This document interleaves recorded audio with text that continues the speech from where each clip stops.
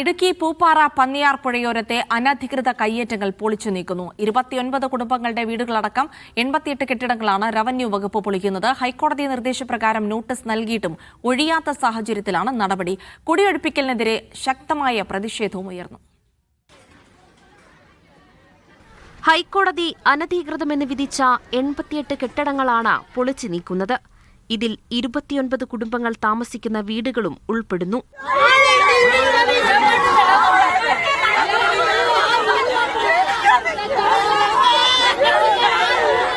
രാവിലെ 5 മണിയോടെ തന്നെ ഉദ്യോഗസ്ഥരെത്തി ഒഴിപ്പിക്കലിനുള്ള നടപടികൾ ആരംഭിച്ചു.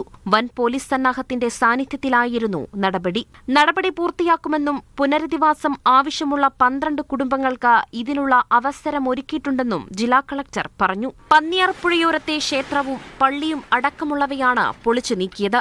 വിശ്വാസികൾ വൈകാരികമായാണ് ഇതിനോട് പ്രതികരിച്ചത്.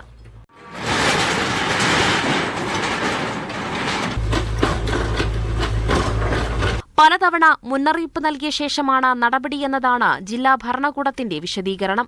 2023 ഹൈക്കോടതി ഉത്തരവിന് ശേഷം പലതവണ നാട്ടുകാർക്ക് ഒഴിഞ്ഞുപോകാൻ നോട്ടീസ് നൽകിയിരുന്നു. മീഡിയ 1 ഇടുക്കി.